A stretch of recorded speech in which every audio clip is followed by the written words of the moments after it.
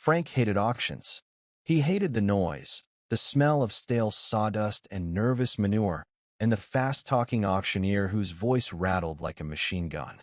At 72, Frank didn't have much patience left for anything. He stood at the back of the sale barn, leaning against a support beam, nursing a styrofoam cup of coffee that tasted like battery acid. He wore a faded denim jacket that was nearly as old as the war he tried hard to forget. His knees, ruined back in '68 near the Ladrang Valley, throbbed in time with the slamming of the metal gates. He shouldn't even be here. His small ranch, 10 miles out of town, was quiet. Empty. Just the way he liked it since his wife passed 5 years ago. He had come into town for supplies and wandered into the auction out of sheer boredom. A mistake. All right. Next up, lot number 42. The announcer's voice crackled over the terrible speakers. An older gelding. Quarter-horse cross. Selling as is. The gate swung open with a clang, and a horse was prodded into the small sales ring. The crowd went quiet. Even the auctioneer slowed down. The horse was a disaster. He was a tall, raw-boned bay, his coat dull and patchy with winter hair that hadn't shed out. His ribs showed like the rungs of a ladder. But it was the scars that caught Frank's eye. Long, jagged white lines across his flank and chest. Old wire cuts, maybe, or worse. He didn't prance or fight like the younger horses. He just stood there in the center of the ring, head lowered, not looking at the crowd. He looked resigned. Done. Frank knew that look. He'd seen it in the mirror enough times. Who'll give me 100? Do I hear 100 for this old-timer? The auctioneer started, his enthusiasm gone. Silence. Then, a man in the front row raised a lazy finger. The kill buyer. The man who bought the old, the sick, and the lame by the pound to ship them north to the slaughterhouses in Canada or Mexico. I got 100. Who'll give me 125? 125 for the glue pot. The auctioneer made a cruel joke, and a few people chuckled. Frank felt a sudden, hot flash of anger in his chest. It was an unfamiliar sensation, sharp and bright. He looked at the horse again. The animal lifted its head slightly, and one dark, tired eye made contact with Frank's across the dusty arena. There was no fear in that eye, just a deep, profound weariness. It was the look of a soldier who had fought too many battles and knew this was the final one. They're just throwing him away, Frank thought. Like trash. The kill buyer was checking his phone, bored, waiting for the gavel to fall. Going once at 100. Before Frank knew what his arm was doing, he raised his hand. Hi. The auctioneer paused, surprised. He pointed at Frank. I got 125 in the back. The gentleman in the denim jacket. Do I hear 150? The kill buyer turned around, squinting at Frank, annoyed at the interruption of his cheap purchase. He shook his head. He wasn't going to fight for this bone bag. Going once. Going twice. Sold. For $125 to bidder number. What's your number, sir? Frank blinked. The adrenaline faded, leaving him feeling exposed and foolish. Every head in the arena was turned toward him. Frank, he grunted. He walked toward the payment window, his bad knee screaming with every step. He shoved a wad of cash at the clerk. Outside in the loading area, the air was colder. Frank leaned against his rusted pickup truck, staring at the empty trailer he hadn't planned on using. What the hell did you just do, old man? He muttered to himself. He was 72, alone, and barely taking care of himself. And now, he owned a half-dead horse he didn't need, didn't want, and sure as hell didn't know how to fix. Getting the horse back to the ranch had been a 2-hour ordeal of sweat, cursing, and brute force. The animal was terrified of the trailer. By the time Frank got him unloaded into the dusty corral behind his small cabin, both man and beast were exhausted and trembling. Frank leaned against the fence, wiping grease and dirt from his forehead, watching the horse pace nervously in the far corner.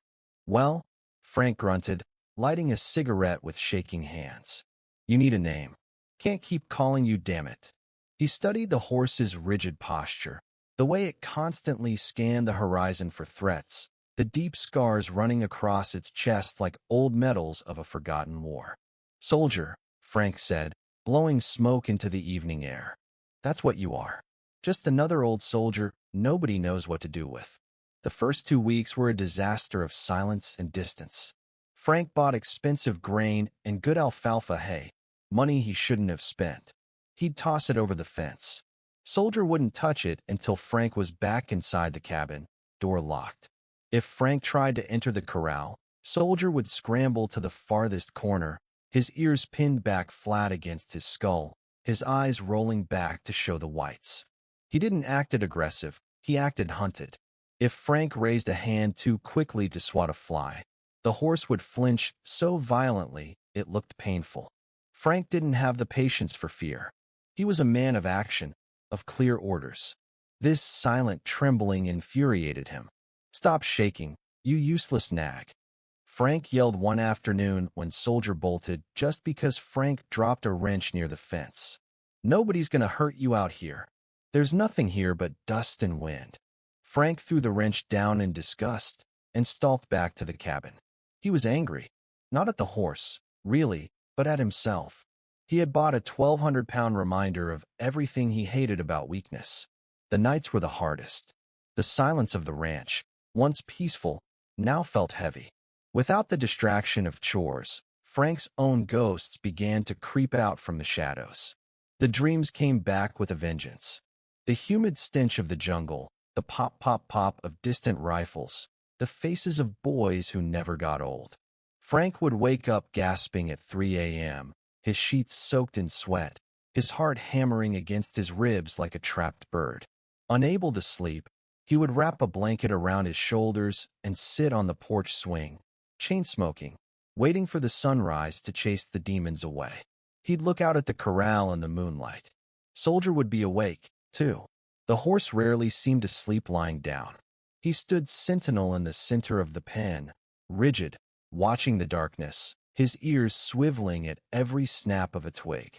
One night, watching the silhouette of the horse against the star-filled sky, the realization hit Frank hard. The horse wasn't stubborn. The horse was haunted.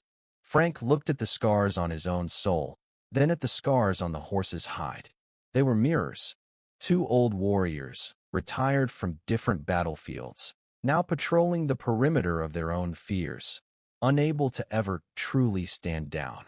They lived 50 feet apart, separated by a wooden fence and a canyon of mistrust that neither knew how to cross. The weather turned ugly fast on a Tuesday evening. The air grew heavy, thick with a static charge that made the hair on Frank's arms stand up. The sky turned a bruised, sickly purple. Then it hit. It wasn't just rain. It was a deluge that hammered the tin roof of the cabin like thousands of tiny hammers. But it was the thunder that tore Frank's world apart. Crack boom. A lightning bolt struck the ridge line, illuminating the ranch in blinding white light for a split second, followed instantly by thunder that shook the cabin's foundation. To Frank, sitting in his armchair in the dark, it wasn't thunder. It was incoming mortar fire. August, 1968. The sprawling rice paddies near Da Nang. Frank gasped, dropping his coffee mug. It shattered on the floor. He wasn't in Texas anymore. The smell of ozone was replaced by the stench of burning diesel and cordite. The sound of the rain was the roar of Huey helicopters evacuating the wounded. Panic seized him, a cold, primal terror that locked his chest tight. He couldn't breathe in the small cabin. The walls were closing in. He had to get out. He had to get to the bunker. Driven by instinct, Frank burst out the back door into the raging storm. He was soaked instantly. He stumbled through the mud, slipping and falling to his knees, gasping for air that wouldn't come. He crawled toward the open-sided hay barn next to the corral, the closest thing to a foxhole he could find. He huddled in the darkest corner of the barn, pulling his knees to his chest, covering his ears with shaking hands, rocking back and forth. "Incoming, get down, incoming," he whispered frantically to no one. Out in the corral, Soldier was frantic. The thunder terrified him. He paced back and forth in the mud, slipping, his eyes wide and rolling in the flashes of lightning. Then he saw Frank. He saw the man who yelled, the man who smelled like smoke and anger, now huddled on the ground, small and broken. Normally, Soldier would run to the farthest corner of the lot to get away from a human. But tonight, something in the old horse's wired, traumatized brain shifted. Perhaps he recognized the smell of sheer terror radiating off the man. Perhaps he knew what it felt like to be trapped under heavy fire, with nowhere to run. Slowly, cautiously, Soldier walked into the shelter of the barn. He approached the shivering heap in the corner. Frank felt a presence. He tensed, expecting a kick, expecting the enemy. Instead, he felt a nudge on his shoulder. Gentle, tentative. Frank froze. He slowly lowered his hands from his ears. The big horse was standing right over him, dripping wet. Soldier lowered his massive head and blew warm breath against Frank's neck. Then, he simply leaned his heavy, solid shoulder against Frank's back. The heat radiating from the 1,000-pound animal soaked through Frank's wet jacket. The smell filled his nose, not gunpowder and death, but wet horsehair, mud, and sweet feet. Earthy, real. Frank focused on that smell. He focused on the steady, deep rhythm of the horse's breathing against his spine. In, out, in, out. Slowly, the mortar fire faded back into thunder. The jungle dissolved back into the Texas night. Frank's violent shaking began to subside. He matched his breathing to the horse's. He reached up a trembling hand in the dark and buried his fingers into Soldier's thick, wet mane. He gripped tight, like a drowning man clutching a lifeline. The horse didn't flinch. He just stood there, solid as a rock, shielding the old soldier from the storm. The morning after the storm broke, clear and cold. The Texas sky was a limitless expanse of hard blue, scrubbed clean by the violence of the night before. Frank woke up stiff, curled on the dirt floor of the barn. He blinked against the sunlight streaming in. He wasn't panicking. His heart wasn't racing. For the first time in years, he had slept through the night without a single nightmare. He sat up, groaning as his bad knee protested. A few feet away, Soldier was munching quietly on some dry hay. The horse paused, looked over at Frank with one large, dark eye, flicked an ear, and went back to eating. The frantic, hunted look was gone. Spring arrived fast over the next few weeks, painting the dusty ranch with patches of green wildflowers. Both man and horse seemed to fill out. The ribs on Soldier's sides faded under a sleek, dark coat. The hard lines around Frank's mouth softened. They didn't talk much. Frank still wasn't a man of many words, but the silence between them had changed. It wasn't heavy anymore. It was comfortable, companionable. One evening, as the sun began its slow descent, painting the western horizon in blood orange and gold, Frank walked out to the barn carrying an old leather saddle he hadn't used in a decade. He approached Soldier. The horse tensed slightly. Old habits died hard, but he didn't move away. He stood rock still as Frank slid the blanket onto his back and swung the heavy saddle up. Soldier let out a deep breath as Frank tightened the cinch, accepting the weight as a familiar duty. Frank mounted up. It took him 2 tries, cursing his knee, but once he was in the saddle, 20 years dropped off his shoulders. They rode out of the gate, past the cabin, and headed toward the high ridge that bordered the property. Soldier moved with a surprising grace for an old-timer, his gait smooth and steady, navigating the rocky trail with careful precision. They reached the summit just as the sun touched the edge of the earth. The view was breathtaking, miles of sprawling plains, canyons, and distant mesas glowing in the dying light. Frank stopped the horse. He took off his old hat and wiped the sweat from his brow, looking out at the vastness of the country he had fought for, the country that had felt so alien to him since he came back. Sitting there, feeling the solid warmth of the horse beneath him, Frank realized something. The anger, that hot, tight knot that had lived in his chest since 1968, was gone. The silence of the high desert wasn't threatening anymore. It was just peaceful. He patted Soldier's thick neck.